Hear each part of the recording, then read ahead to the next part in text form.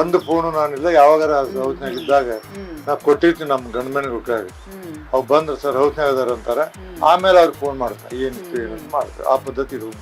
Okay okay sir, ಇವಾಗ ನಿಮ್ಗೆ ಒಂದು ಚಿಕ್ಕದು ಆಟ ಗೇಮು ಏನು ಗೊತ್ತಾ, ನೀವು ಸ್ಪೋರ್ಟ್ಸಲ್ಲೆಲ್ಲ ಎಕ್ಸ್ಪರ್ಟ್ ಇದ್ರಿ ಅಂದರೆ ನಾನೇನಿಲ್ಲಿ ಬೇರೆ ಗೇಮ್ಸ್ ಎಲ್ಲ ಇದು ಮಾಡಲ್ಲ. ಈ ಚೀಟಿನಲ್ಲಿ ಒಂದು ಹೆಸರು ಬರೆದಿದ್ದೀನಿ ಸರ್, ಒಂದಷ್ಟು ಜನದ್ದು.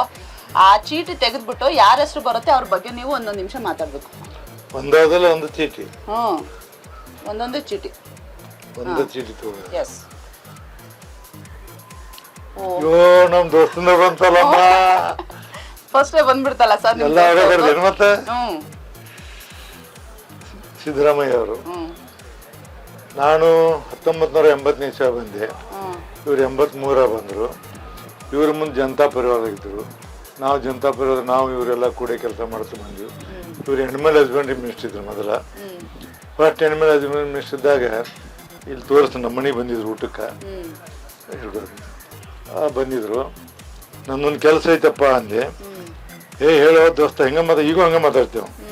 ಹೇಳೋ ದೋಸ್ತ ಅಂದ್ರೆ ಏನು ಅಂದ ನಂತರ ನಾನೊಂದು ಅಲ್ಸಿಸೆ ನಾಯಿ ಬೇಕಂದೆ. ಕೊಡಿಸಿದ. 10-12 ನನ್ನ ಕಡೆ ಇತ್ತು. ಹಂಗ ದೋಸ್ತಿ ಬಂದು ಮುಂದೆ ಜನತಾ ಡೆಪ್ಟಿ ಚೀಫ್ ಮಿನಿಸ್ಟರ್ ಆದ. ಕೊಹ್ಲಿ ಗೌರ್ಮೆಂಟ್ದಾಗ ಮಿನಿಸ್ಟರ್ ಆಗಿದ್ದ, ಫೈನಾನ್ಸ್ ಮಿನಿಸ್ಟರ್ ಆಗಿದ್ದ, ಜನತಾದಳದಾಗಿದ್ದೆವು. ಎಲ್ಲರೂ ಆತ್ಮೀಯರು. ಇವತ್ತಿನವರೆಗೂ ಭಾಳಷ್ಟು ನನ್ನ ಅತ್ಯಂತ ಆತ್ಮೀಯ ಸ್ನೇಹಿತ ಅಂದ್ರೆ ಅವರೇ. ಮುಖ್ಯಮಂತ್ರಿ ಆಗ್ಯಾರ. ಈಗೂ ಯಾಕೋ ಏನೋ ಮಾತಾಡ್ತಾರೆ. ಇವಾಗ ಮಾತಾಡೋ ಒಮ್ಮೆ ಹೌಸ್ನಾಗ ಸಾಕು ಬಿಡವ ಅಂತಾರ. ನಾನು ಒಮ್ಮೆ ಅಂತೀನಿ. ಬೇರೆಯವ್ರಿಗೆ ಸ್ವಲ್ಪ ಅದು ಹಾಕೋಡ್ ಅನಿಸ್ತತಿ. ನಮ್ಮ ಸ್ನೇಹ ಮತ್ತು ಅವಾಗ ನಮ್ಮ ಕೂಡ ಇರುವಂಥ ಒಡನಾಟ ನಾನು ಭಾಳ ಮಂದಿ ಮುಖ್ಯಮಂತ್ರಿಗಳು ನೋಡಿ. ಬಟ್ ಇವನಲ್ಲಿ ನೋಡಿದ ಗುಣ ಏನಂದ್ರೆ ಆತ್ಮೀಯತೆ, ಒಂದು ಫ್ರೆಂಡ್ಶಿಪ್ದಲ್ಲಿ ಭಾಳ ದೊಡ್ಡದಾದಂಥ ಒಂದು ನಂಬಿಕೆಯನ್ನು ಇಟ್ಟಂತವ. ಆ ನಂಬಿಕೆಗೆ ಇವತ್ತಿನವರೆಗೂ ನಮ್ಗೆ ಎಲ್ಲೂ ಬದಲು ಮಾಡಿಲ್ಲ. ಮತ್ತು ನಾವು ಯಾರೇ ಹೋಗಲಿ, ನಾನು ಹೋದರೆ ನಮ್ಮ ಕೆಲಸಗಳನ್ನು ಇವನ್ನೆಲ್ಲ ಮಾಡಿಕೊಡುವಂಥ ಕೆಲಸವನ್ನು ಸಿದ್ದರಾಮಯ್ಯರು ಮಾಡ್ತಾರೆ.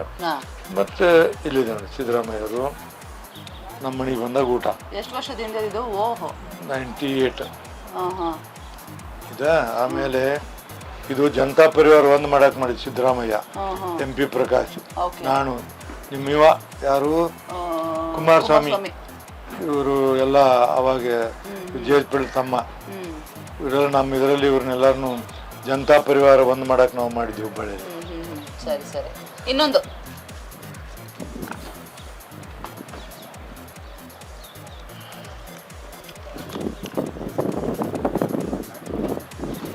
ಲಕ್ಷ್ಮೀ ಹೆಬ್ಬಾಳ್ಕರು, ಈಕಿ ಜೀವನ ನನಗೆ ಗೊತ್ತಿದೆ. ಮೊದಲೊಂದು ಸಾಮಾನ್ಯ ಮನೆತನದಲ್ಲಿ ಬಂದು, ಕೇವಲ ಸಾಮಾನ್ಯ ಮನೆತನ ಬಂದನೋ ಒಬ್ಬ ಹೆಣ್ಮಗಳ ಹತ್ತು ಕೂಡಲಿಲ್ಲ. ಆಕೆ ಜೀವನದಲ್ಲಿ ಭಾಳ ಪರಿಶ್ರಮ ಪಟ್ಲು. ಎಲ್ಲ ಫೇಸ್ ಮಾಡಿ ಕೊನೆಗೆ ಹಂಗೆ ಬಂದು ಮಾರ್ಗರೇಟ್ ಆಳ್ವ ಪಾರ್ಲಿಮೆಂಟ್ ನಿಂತಾಗ ಆಕೆ ಕೂಡ ಬಂದಂಗೆ ಬರ್ತಾ ರಾಜಕೀಯ ಇದು ಬಂತು. ಪಂಚಾಯತಿಂದ ಹಿಡ್ಕೊಂಡು ಇಲ್ಲಿ ಮಠ ಬಂದು ಭಾಳ ಗಟ್ಟಿಯಾದಂಥ ಮಹಿಳೆ.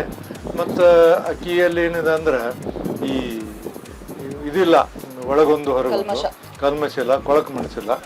ಭಾಳ ನೇರವಾಗಿ ಮತ್ತು ಕಮಿಟೆಡ್. ಆಕಿ ಮನೆ ಮುಂದೆ, ನಾನು ಬೆಳಗಾವದಾಗ ಸೆಷನ್ಗೆ ಹೋಗಿದ್ದೆ. ಆಕಿ ಮನೆ ಮುಂದೆ ಬೆಳಗ್ಗೆ ಸುಮಾರು ಒಂದು 50-60-100 ಕಾರ್ ನಿಂತಿರ್ತಾಳೆ.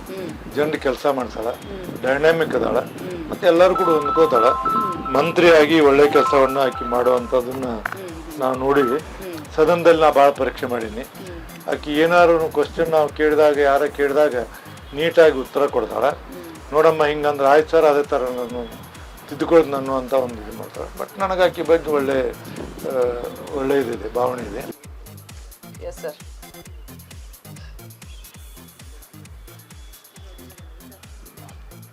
ನೀವು HD ಕುಮಾರಸ್ವಾಮಿ ಅವರು ಮಾಜಿ ಮುಖ್ಯಮಂತ್ರಿಗಳು, ನಮ್ಮ ಪಕ್ಷದ ಅಧ್ಯಕ್ಷರಾಗಿದ್ದು ನಾ ಅಲ್ಲಿದ್ದಾಗ. ಅವರು ನಮ್ಮ ಮೇಲೆ ಭಾಳಷ್ಟು ಪ್ರೀತಿ ವಿಶ್ವಾಸ ಇಟ್ಟಿದ್ರು. ಅವಾಗ ಕೊಹ್ಲಿ ಸಿಂಗ್ ಅವ್ರನ್ನ, ಧರ್ಮ್ ಸಿಂಗಂದು ಮತ್ತು ಜನತಾದ ಕೊಹ್ಲಿ ಸಿಂಗ್ ಅವ್ರನ್ನ ಬಂತು. ಆವಾಗ MP ಪ್ರಕಾಶ್ ಅವರು, PG ಶಿಂದೆ ಅವರು, ಕೆಲವರು ವಿಧಾನ ಪರಿಷತ್ತಿನ ಸದಸ್ಯರನ್ನು ಮಂತ್ರಿ ಮಾಡಬಾರ್ದು ಅಂತೇಳಿ ಒಂದು ರಿಸರ್ವೇಷನ್ ಮಾಡಿದರು. ಅದ್ರಾಗ ಯಾಕೆ ಮಾಡಬಾರ್ದು, ನನ್ನ ಮಾಡಬಾರ್ದು ಅನ್ನೋದೊಂದು ಇತ್ತು ಅವ್ರ ಕೆಲವರಿಗೆ. ಇವರು ದೇವೇಗೌಡರು ಇವ್ರು ಕೂಡ್ಕೊಂಡು ಯಾವುದೇ ಪರಿಸ್ಥಿತಿಯಲ್ಲಿ ಅವ ಮಂತ್ರಿ ಆಗಬೇಕು, ಪ್ರಾಂಪ್ಟಾಗಿ ಕೆಲಸ ಮಾಡ್ತಾನೆ, ಸಿನ್ಸಿಯರ್ದಾನೆ, ಇಷ್ಟ ಆರಿಸಿ ಬಂದಾನ, ಅವ್ನು ಮಂತ್ರಿ ಮಾಡಲೇಬೇಕಂತೇಳಿ ಕುಮಾರಸ್ವಾಮಿ ಅವರು ರಾತ್ರಿ 3 ಗಂಟೆ ಹೋಗಿ ಲಿಸ್ಟ್ನ ನನ್ನ ಹೆಸರು ಬರೆಸಿ ಬಂದು ನನ್ನನ್ನು ಮಂತ್ರಿ ಮಾಡಿದಂಥ ಯಾರ ಪುಣ್ಯಾತ್ಮ ಇದ್ದರೆ ಕುಮಾರಸ್ವಾಮಿ ಮತ್ತು ದೇವೇಗೌಡರು.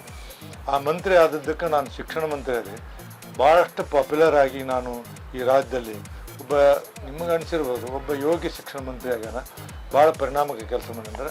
ಕರ್ನಾಟಕದಲ್ಲಿ ಬಸವರಾಜ ಹೊರಟ್ಟಿತ್ತು ಏನಾದ್ರು ಜಾಸ್ತಿ ಹೆಸರು ಬರಬೇಕಂದ್ರೆ ದೇವೇಗೌಡ ಕುಮಾರಸ್ವಾಮಿ ಕಾರಣ. ಕುಮಾರಸ್ವಾಮಿ ಅವ್ರ ಮುಖ್ಯ ಎಲ್ಲ ತಾವು ಮಂತ್ರಿಗಳಾದ. ಆವಾಗ 1039 ಹೈಸ್ಕೂಲು, 500 ಜೂನಿಯರ್ ಕಾಲೇಜು, 5,000 ಕೋಟಿ ಕಟ್ಟಡ ಕಣ, ಒಂದು 55,000 ಜನ ಟೀಚರ್ಸ್ ನೇಮಕಾತಿ ಮಾಡಿ ಬಿಸಿ ಊಟವನ್ನು ಪ್ರೈಮರಿ SLC ವರೆಗೆ ನಾವು ಏನು ಹೇಳ್ತೀವಿ ಎಲ್ಲದಕ್ಕೂ ಎಸ್ ಅಂತಿದ್ರು. ಕ್ಯಾಬಿನೆಟ್ದು ಎಲ್ಲದಕ್ಕೂ ಅಪ್ರೂವಲ್ ಮಾಡ್ತಿದ್ರು. ಅದು 20 ತಿಂಗಳಲ್ಲಿ 1462 ಕೋಟಿ ಬಜೆಟ್ ಏನಾರು ಹೆಚ್ಚು ಮಾಡ್ಬೇಕಾದ್ರೆ ಕಾರಣ ಇವರು ಯಡಿಯೂರಪ್ಪರು. ಹೀಗಾಗಿ ನನಗೆ ಒಳ್ಳೆಯ ಹೆಸರು ಬರಬೇಕಾದ್ರೆ ಈ HD ಕುಮಾರಸ್ವಾಮಿ ಅವರು ಅತ್ಯಂತ ನನಗೊಬ್ಬ ಶ್ರೇಷ್ಠವಾದಂಥ ವ್ಯಕ್ತಿ ನನ್ನ ದೃಷ್ಟಿಯಲ್ಲಿ. Yes sir.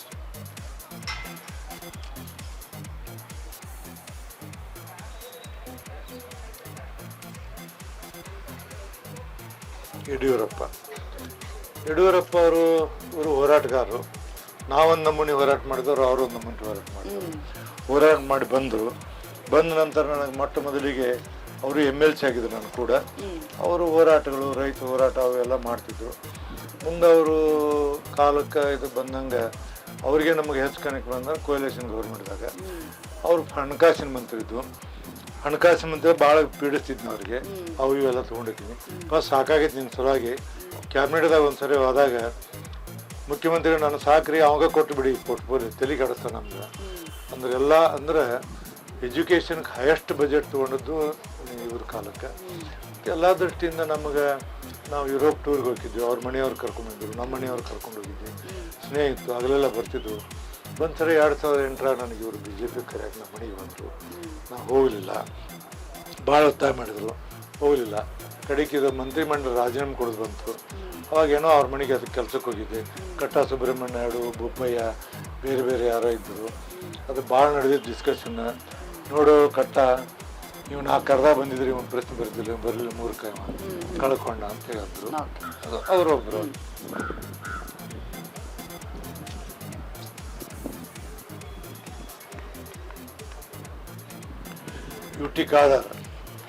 U T Khader ಅವರು, ಇವ್ರ ತಂದೆಯವರು ನಾನು ಬಂದಾಗ MLA ಇದ್ದರು.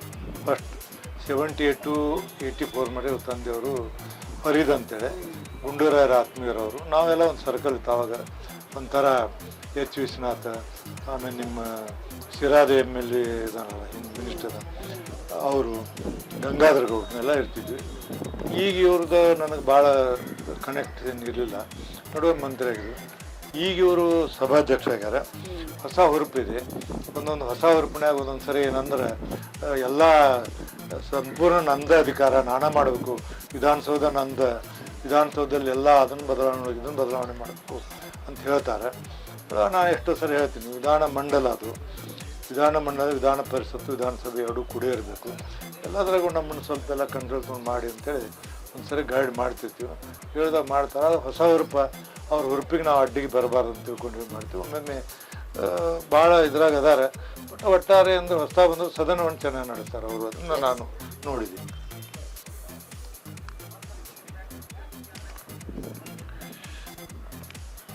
ಮಾಜಿ ಪ್ರಧಾನಿ ದೇವೇಗೌಡರು. ನಾನು ರಾಮಕೃಷ್ಣ ಹೆಗಡೆಯವರ ಕಟ್ಟ ಅನುಯಾಯಿ. ರಾಮಕೃಷ್ಣ ಹೆಗಡೆಯವರು ಎಲ್ಲಿ ಮಠ ಇದ್ದರು ಅಲ್ಲಿ ಮಠ, ಅವ್ರು ಸಾಯಿ ಮಠ ಅವ್ರು ಕೂಡ ಇದ್ದೆ. JDS ಆಗಿತ್ತು ಅವಾಗ. JDS ಹೋಗಲಿಲ್ಲ. ರಾಮಕೃಷ್ಣ ಹೆಗಡೆ ಅವ್ರ ನಿಧನ ಆದ ನಂತರ ಇವರು ಒಂದು ಸರಿ ಮುಂಬೈದಾಗಿದ್ದರು. ನನಗೆ ಫೋನ್ ಮಾಡಿದರು. ನಾನು ಹುಬ್ಬಳ್ಳಿಯಾಗಿದ್ದೆ. ನೋಡಪ್ಪ ಹೊರಟ್ಟಿ, ನೀನು ಭಾಳ ಒಳ್ಳೆ ಕೆಲಸಗಾರ, ಮತ್ತು ನೀನು ಹೆಂಗೋ ಮತ್ತು ಕಾಂಗ್ರೆಸ್ BJP ಹೋಗೋದು ಒಂದು ಸ್ಟೇಟ್ಮೆಂಟ್ ಕೊಟ್ಟು, ಮತ್ತು ನೀನು ಜನತಾ ಪರಿವಾರವಾಗಿರಬೇಕು, ನೀನು ಜನತಾ ಎಸ್ಸಕ್ಕೆ ಬಾ, JDSಗೆ ಬಾ ಅಂದರು. ಸರ್ ವಿಚಾರ ಮಾಡ್ತಂದೆ. ಇಲ್ಲ, ನಾಳೆ ನಾನು ಮಂಗಳೂರಿಗೆ ಬಂದು ಮಂಗಳೂರಿಂದ ಯಲ್ಲಾಪುರಕ್ಕೆ ಬರ್ತೀನಿ, ಯಲ್ಲಾಪುರ ಸಂಪದ ನೀ ಬಾ ಅಂದರು. ಯಲ್ಲಾಪುರಕ್ಕೆ ಹೋದೆ. ಯಲ್ಲಾಪುರಕ್ಕೆ ಹೋದಾಗ ಯದಾಮಿಂದ ಕರ್ಕೊಂಡು ಹೋದಾಗಿಲ್ಲ, ನೀನು ನಮ್ಮ ಪಕ್ಷ ಸೇರು, ಜನತಾ ಪರಿವಾರ ಇದ್ದಾವ, ನೀನು ಸೇರು, ನಿನ್ನ ಮುಂದೆ ಮಂತ್ರಿ ಹಾಕಿನಿ ಅಂದರು. ಆಯ್ತು ಸರ್, ಎಲ್ಲರೂ ಕೇಳಿ ಮಾಡ್ತೀನಿ. ಇಲ್ಲಿ ಕೇಳಂಗಿಲ್ಲ, ಸೇರಬೇಕು. ಕಾಂಗ್ರೆಸ್ ಬಿ ಜೆ ಪಿ ಹೋಗುದ್ರಂದು ಅಂದಾಗ ಜೆ ಡಿ ಯು ಎಲ್ಲ ಮುಗೀತೀಗ ಜೆ ಡಿ ಎಸ್ ಮಾಡೋ ಮುಂದೆಲ್ಲ ಒಂದು ಮಾಡೋದು ಸೇರಿದೆ. ಹೋಗೋ ಮುಂದೆ ಒಂದು ಮಾತಂದ್ರು ಅವರು, ನನಗೆ ಹಿಂಗೆ ಬೆನ್ನಿಗೆ ಬಡೋದು, you will be the next cabinet minister ಅಂದರು. ಅಂದ್ಕೂಡಲೇ ನಾನು ಆಯ್ತು ಸರ್ ಅಂದೆ, ಹೋದೆ. ಅವ್ರು ಹೋದ ನಂತರ 5-6 ಮಂದಿ ಕಾರಣ ಇದ್ದವು. ಅಲ್ಲಿ ಇರೋರ 10 ಮಂದಿ ಎಮ್ ಎಲ್ ಎ 4 ಮಂದಿ ಬಿಟ್ಟು ಬೇಕಾಗಿತ್ತು ದೇವೇಗೌಡರಿಗೆ. ನೀವು ನಿಮ್ಮನ್ನೇನು ಮಂತ್ರಿ ಮಾಡ್ತಾನೆ ರೀ ಅಂತಂದರು. ಅನ್ಕೋತ ಒಂಥರ ಏನೋ ಟಿಂಗಲ್ ಮಾಡಿದಾಗ ಮಾಡ್ಕೊತ ಹೋದರು. ಮುಂದೆ 2004ಕ್ಕೆ 58 ಮಂದಿ ಆರಿಸ್ಕೊಂಡ್ರು ಜೆ ಡಿ ಎಸ್ದವರು. ಕಾಂಗ್ರೆಸ್ದವರು 62 ಮಂದಿ ಆರಿಸ್ಕೊಂಡ್ರು. ಕೊಯ್ಲೇಶನ್ ಗೌರ್ಮೆಂಟ್ ಧರ್ಮಸಿಂಗ್ ಆಯ್ತು. ಅವಾಗ ನನ್ನ ಮಂತ್ರಿ ಮಾಡಿದರು. ನಾ ಪ್ರಾಮಿಸ್ ಮಾಡಿದ್ದೆ ಅವ್ನು ಮಂತ್ರಿ ಮಾಡ್ಬೇಕಂತೇಳಿ ಮಾಡಿದರು. ಅವ್ರ ಪುಣ್ಯದಿಂದ ನಾ ಏನಂದ್ರೆ ಮಂತ್ರಿ ಆದ ನಂತರ ಭಾಳಷ್ಟು ನನ್ನ ಸ್ಕೋಪ್ ಸಿಕ್ಕಿ ಕೆಲಸ ಮಾಡೋಕ್ಕಾಯ್ತು. ಇವತ್ತು ನಾನು ದೇವೇಗೌಡರನ್ನು ಮರ್ತಿಲ್ಲ. ಅನಿವಾರ್ಯವಾಗಿ ಆ ಪಕ್ಷದಿಂದ ಏನೇನು ಬರೋದಾಗಿ ಬಂತು. ಬಟ್ ಇವತ್ತಿನವರೆಗೂ ಅವ್ರನ್ನ ಮರ್ತು ಉಪಕಾರ ಮಾಡಿದವ್ರು ನಾನು ಮರೆಯುವಂಥ ಧರ್ಮ ನನ್ನದು ಇಲ್ಲ, ಮರ್ತಿಲ್ಲ. ಅದೇ ರೀತಿ ಬಂದಿದ್ದೆ.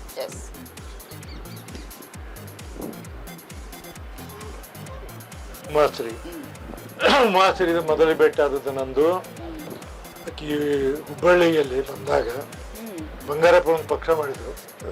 ಆ ಪಕ್ಷದಿಂದ ಎಲೆಕ್ಷನ್ ತಿರ್ಲಿಕ್ಕೆ ನನ್ನ ಮನೆಯೂ ಆ ಕಾನ್ಸ್ಟಿಟ್ಯೂನ್ಸಿಗೆ ಬರ್ತಿತ್ತು. ಅವಾಗ ನಮ್ಮ ಮನೆಗೆ ಬಂದಿದ್ದರು. ನಾ ಹೇಳಿದೆ, ನೋಡಮ್ಮ ನೀ ಬೇರೆ ಪಕ್ಷದಾಕಿ ನಮ್ಮ ಮನೆಗೆ ಬಂದು ನೀನು ಕೇಳೋದು ನಿನ್ನ ಡ್ಯೂಟಿ, ಹೇಳೋದು ನಮ್ಮ ಡ್ಯೂಟಿ. ನಮ್ಮ ಪಕ್ಷದಲ್ಲಿ ನಾನು ಕೆಲಸ ಮಾಡಬೇಕಾಗುತ್ತೆ, ಸುಳ್ಳು ಹೇಳೋಂಗಿಲ್ಲ. ನಮ್ಮ ಮಾತು ಮಾತನಾಡ್ತೀನಿ. ನಮ್ಮ ಮನೆಯವ್ರಿಗೆ ಹೋಗಿದ್ರು, ನೋಡಮ್ಮ ನೀನಾರು ಹಾಕೋದು. ಆಯ್ತು ನಮ್ಮ ಮನೆಗೆ ಬಂದಿದ್ದು ನಂದೊಂದು ಓಟ್ ನಿಮಗೆ ಅಂದಿರ್ಬೇಕಾಕಿ.